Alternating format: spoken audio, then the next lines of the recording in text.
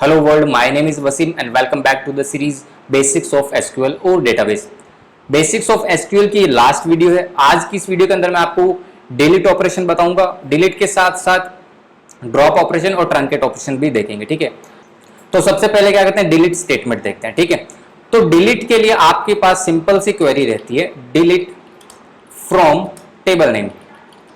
अब अगर आप ये क्वेरी एग्जीक्यूट कर देते हैं तो इसका मतलब क्या कि सारा का सारा डेटा डिलीट हो जाएगा आपकी टेबल से। किस टेबल से? स्टूडेंट्स टेबल से, ठीक है। तो यहां पर हमें अभी सारा का सारा डेटा डिलीट नहीं करना, अदरवाइज मुझे वापस इंसर्ट करना पड़ेगा, ठीक है। तो अब अगर मान लीजिए आपको सिर्फ एक रो डिलीट करनी हो, ठीक है, तो उसके लिए आप जाहिर सी बात है यहां पर भी आप वेयर क्लोज ही यूज करेंगे, ठीक है। अब एक रो कोई सी भी हो सकती है, आपको पता है वेयर क्लोज कैसे यूज करना है। फॉर एग्जाम्पल मुझे लास्ट नंबर रो डिलीट करनी है जिसकी आईडी 4 है, ठीक है। तो आपको पता ही है वेयर क्लोज कैसे यूज करते हैं, where ID is equals to 4, simple, nothing else, and run SQL. See row affected 1, मैं इसको कॉपी कर लेता हूं और देखते हैं डेटाबेस में डेटा रिफ्लेक्ट हुआ क्या नहीं, right. Select staff from students, देखिए नंबर ऑफ रिकॉर्ड 3, रोहन जा चुका है, मतलब रोहन की एंट्री डिलीट हो चुकी है, ठीक है। तो ये सिंपल सा डिलीट स्टेटमेंट हो गया, ठीक है।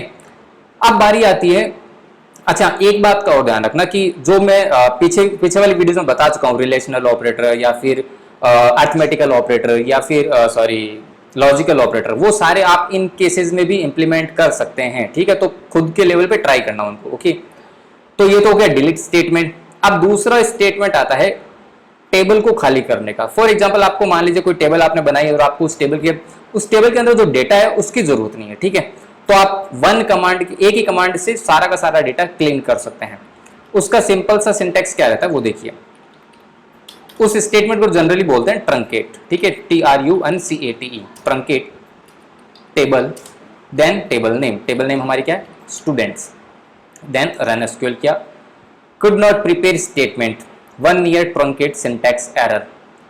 अब यहां पे ये एरर क्यों आ रही है? बिकॉज ये जो कंपाइलर है ना वो ट्रंकेट कमांड को एग्जीक्यूट नहीं कर रहा है, ठीक है।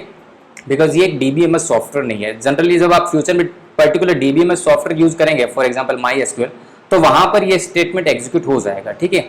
आपको सिंपल सा डेटा अगर क्लीन करना है, पूरा का पूरा टेबल 1 कमांड के थ्रू क्लीन करनी है, तो आप ये सिंपल सी कमांड एग्जीक्यूट कर सकते हैं।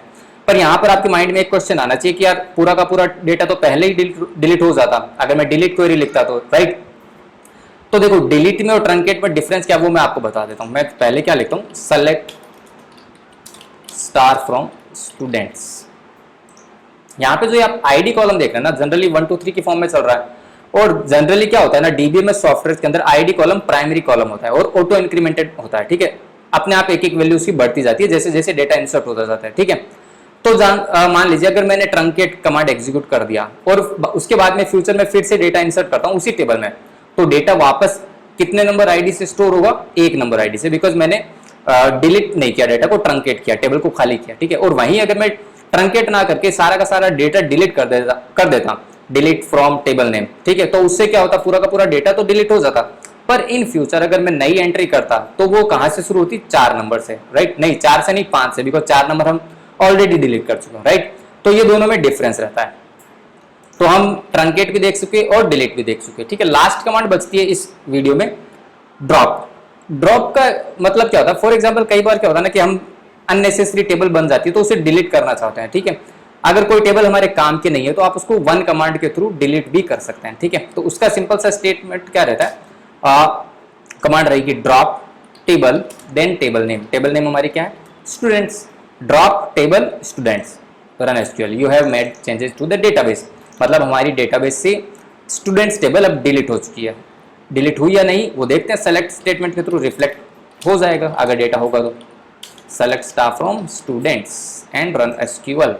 सी एरर 1 नंबर एरर क्या बता रहा है? No such table students. इसका मतलब ये कि इसको मिली ही नहीं students table, right.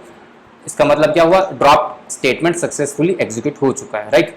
So I hope आपको delete, drop and truncate statement समझ में आ गया होगा।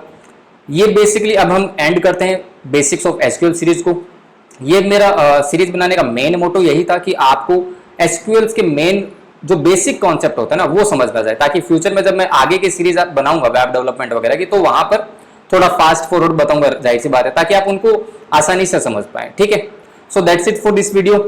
जाते जाते वीडियो को लाइक जरूर कर देना। चैनल को अगर सब्सक्राइब नहीं किया तो मेक श्योर चैनल को भी सब्सक्राइब कर लेना। और नीचे टेलीग्राम ग्रुप का भी लिंक दिया हुआ होगा, उसको भी ज्वाइन कर लो। किसी भी टाइप की क्वेश्चन क्वेरी हो तो मुझे वहां पे पूछ सकते हो, चाहो तो लिंक्डइन या फिर इंस्टाग्राम पर भी फॉलो कर सकते हो, वहां पर भी मैं रिप्लाई कर दूंगा। ठीक है, तो चलो फिर अब मिलते हैं नेक्स्ट सीरीज के अंदर जल्दी से। सी यू देन, बाय बाय।